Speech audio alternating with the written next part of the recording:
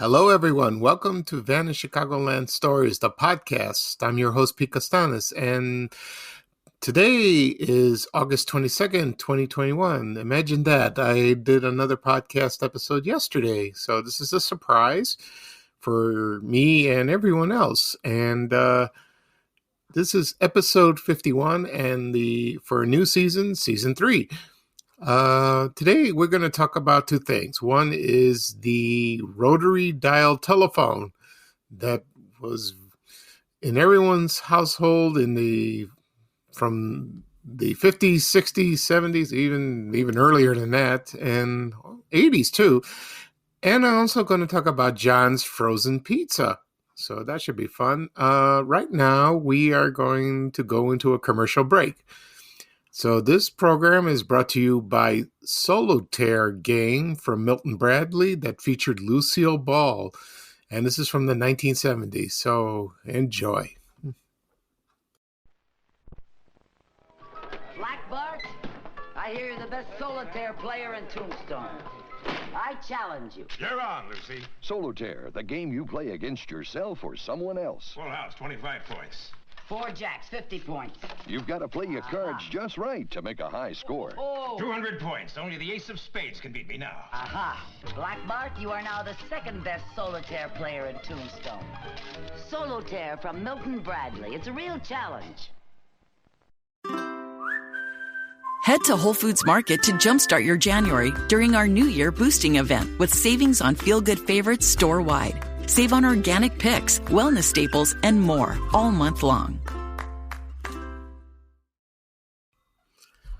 Okay, I'm back. I hope you enjoyed that commercial for Solitaire game that featured Lucille Ball. She did 4 commercials, as far as I know, for the Milton Bradley company.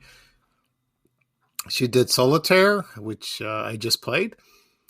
It's like a solitaire game, but instead of playing yourself, you do play with yourself, but you play with a opponent. So you can try to beat each other to get, how to get all the suits and of your cards. The other games that she did commercials was Pivot Pool, Pivot Golf, and Body Language. Pivot Golf and Body Language, you can find them on YouTube. Pivot Pool, no. I used to have that game. My mother bought it for me for Christmas in the 70s when we lived in the Roseland neighborhood on the south side. She bought it at Gately's People's Store. I love that game so much. You can still find those games on eBay. They have them. I like to buy one. It would be a lot of fun. Okay, today we will talk about 2 things.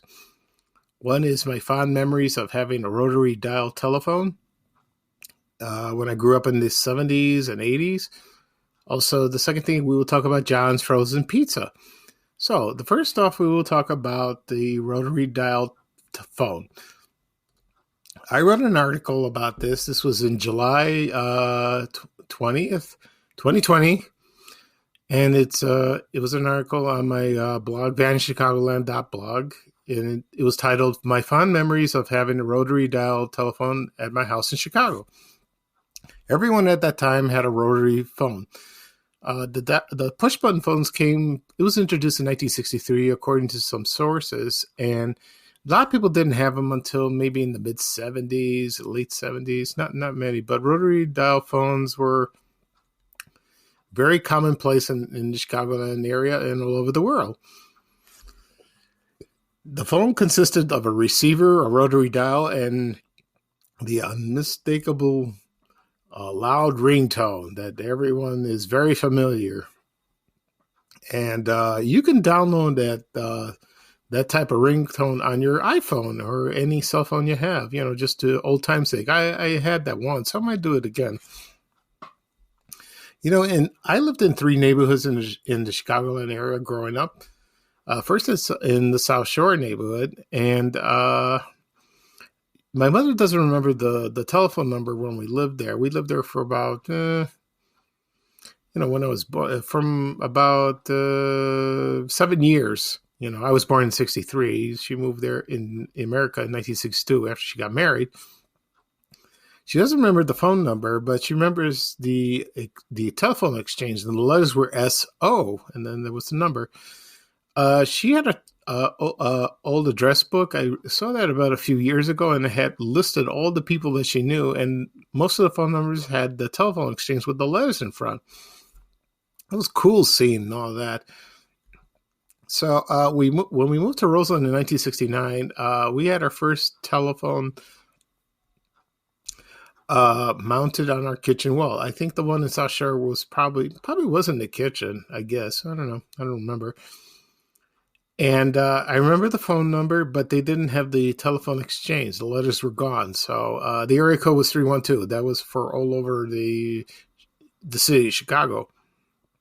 But I do remember that phone number. I won't reveal it. And the area code of 312 was around for a long time, until 1990, when they added more area codes in the area. 312 is still in the Chicago Loop, but now it's 773 for most of the Chicago area, like in the city. And in the suburbs, it was from 312 to 708. That was in 1990. And I remember that. And they added more, like 847 for the north side, 630 for DuPage County. And then they just announced on the news they're going to add another area code in the south side, south suburbs, where I live. I don't remember what the number is, but that's for new customers only. So if you get if you move, you get a new phone number, or you get a new cell phone number, you would get a new area code and a new phone number. But anyone who 708 still remains, so that's good. Anyway, the funniest things about when we moved to Ashburn in September 1974, we had 2 telephones installed. One was mounted in the kitchen wall, and that one was yellow, and the other one was beige and was mounted on the basement wall downstairs. And I remember that phone number very well. And sometimes we set the ringtones very loud because my parents didn't have a telephone in the bedroom. I don't know why. And my favorite memory of living at that house, which is funny, is when the phones would ring, usually in the kitchen, it would be in the middle of the night, and it would be one of my relatives from Greece calling. They don't know the time difference. There's an 8-hour difference. And they didn't understand at the time that, long-distance calls were very expensive. They still are, but everything's changed like that. So when the phone rang, it would be very loud. And I remember my mom would get up out of bed and race to the kitchen to answer it. And that would be funny. So the whole house would be awakened from that noise. It would be like 2 or 3 o'clock in the morning. Because over there, it's like it would be 9 or 10 over there in Greece. So that would be funny. But that didn't happen very often. Maybe once a year or something like that. Probably around the holidays. And also, typically those rotary phones had long cords, and they were very stretchable. And sometimes if the phone rang, one of us would yell, I'll get it, just like in the old TV shows. It's kind of funny. We didn't have answering machines then. We got one later when we moved. And, if no one was home, the phone would ring and ring and ring, and then finally they would stop because they would know maybe we're in the bathroom or we're outside or we were doing something else. And sometimes when someone calls us and they reached us and they would tell us, we called and nobody answered, and they would do that when the line would be busy. We didn't have a caller ID or call waiting, none of that. And but today landline phones they have voicemail, so that makes things a little easier like that. So it was fun with the rotary phones. When we moved in the suburbs, the rotary dial telephones, they disappeared. Now they have cordless. We still have the landline. I prefer to have it. So, because I don't want to. I do have a cell phone, but I'd rather have the landline because the clarity is so of the phone is it's crystal clear. You can hear it. A cell phone sometimes it's spotty, and it's the frequency is not that. It's kind of staticky. So one day we bought an old-fashioned trimline phone, and my mom loved that. She ended with a stretchable cord, so you can talk. Not in the kitchen, but you can talk in another room, like our living room. You can talk as long as you want, just like in the old days, like when teenagers talk. So we had that for a while, but then it broke, and we replaced it with another one. But I like to get by that again, the trimline phone. The funny thing about when I wrote this story on VanChicagoland.blog is when I posted this on my social media accounts and on Facebook, I would ask the people, "Do you remember your old phone number? And do you remember having the rotary phone?" And they say yes. They type in the phone number where they lived and all that, with the call letters. So that was kind of cool reading all that. And so. That's all for this story. You can read it on my blog, and it's fun, And then the standard phone for like in the old days was black, those heavy ones like that, like you see them in the old movies, Like for example, when Western Electric was in business, located in Cicero, Illinois. It was a huge place, huge factory. Oh, it was wonderful. A lot of people were employed that time. But times have changed. So, and then you would, when you get a new phone, you would go to the Bell Phone Center store, like in a mall, like Fort City, or you would buy no phone. I remember with the Mickey Mouse phone and somewhere in a cabinet. Those were kind of cool, with that. Okay. That'll be all for this part of this segment. The next up, I will talk about John's Frozen Pizza, and I'll be with you after this break. Okay, everyone, I am back. I hope you enjoyed that first segment of my memories of having a rotary dial telephone.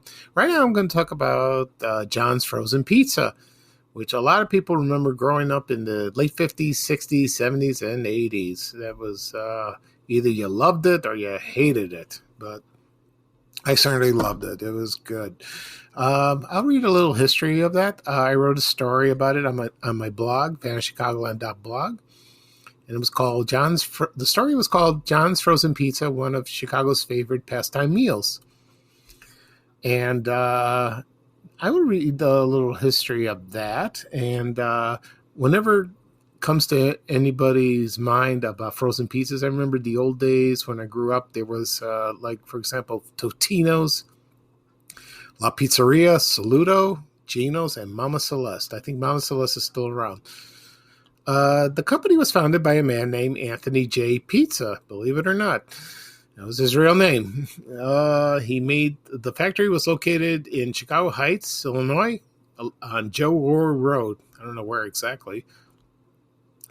And from reliable sources, they were made their ways to the local grocery stores and supermarkets. For example, they were Jewel carry them, Dominic's, National Foods, Colony Foods, A&P, High-Low Foods, probably Del Mar Foods, Eagle, maybe. I don't know. I didn't see that. I didn't shop at Eagle much. So anyway. So they came in different sizes and flavors. There was sausage, cheese, pepperoni, and hamburger. I used to like that. And a deluxe combination. So you probably had sausage, pepperoni, maybe hamburger. I also remember they came in 3 smaller pizzas in a box. So usually come out with 3 square small pizzas like that. My mother bought them usually at Jewel or Colony Foods, which was located at Southwest Highway and 87th Street. That was in a plaza in hometown Illinois. That used to be a High-Low food store.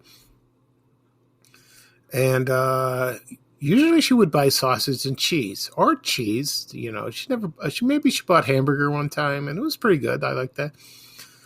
And usually we would have it. on the weekends, like on a Friday, and sometimes the kids in my old neighborhood when I lived on the Ashburn neighborhood, they would drop by or we'd give them some. A funny story was my brother. My mom was out of the house, and my brother and his friends, they were hungry. So you know what?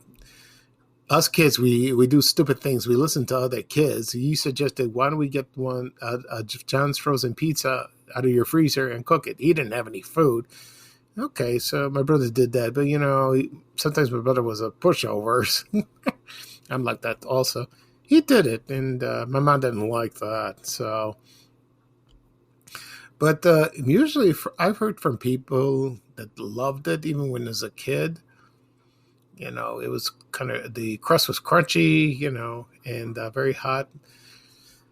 And when I wrote this story, a lot of people mentioned that the best time to eat John's Pizza is watching TV. When you're watching your favorite TV show, like a cartoon or a movie.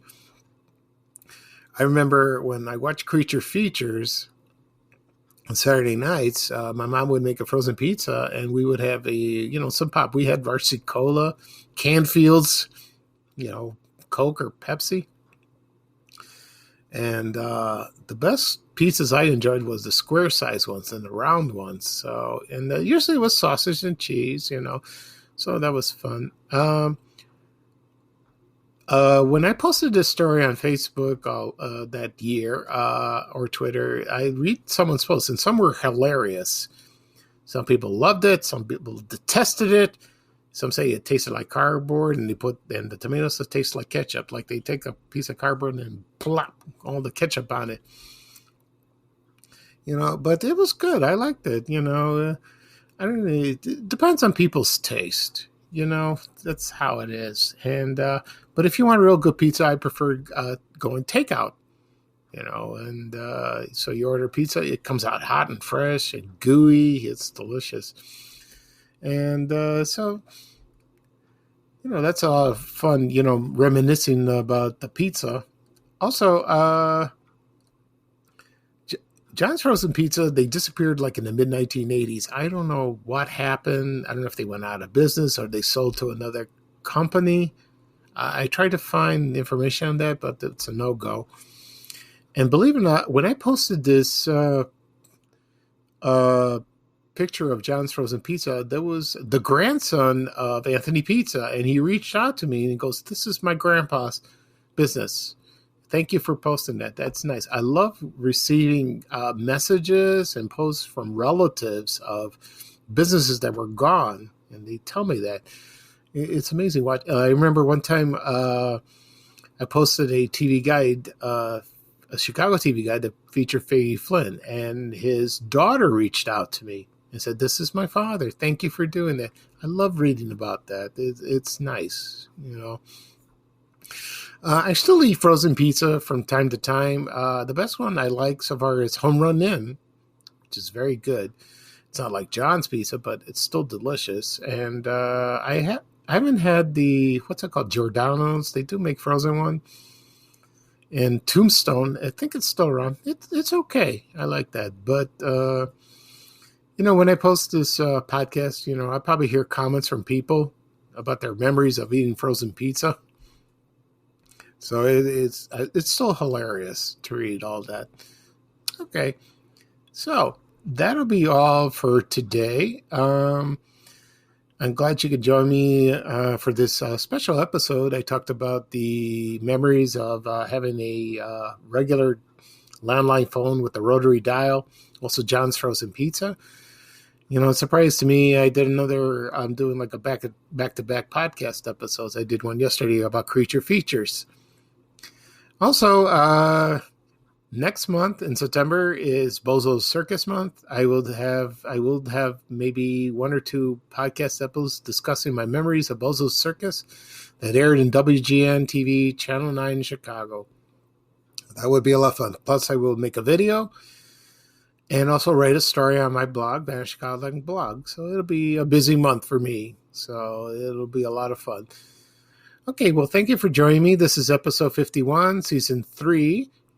I'm your host, Pete Costanis, and I hope to hear from you soon when I do another podcast episode, probably Tuesday. So it's bye-bye now for me, and now here's Ray Renner saying bye-bye for now. Take care, everybody. We have to go. Bye, bye, bye.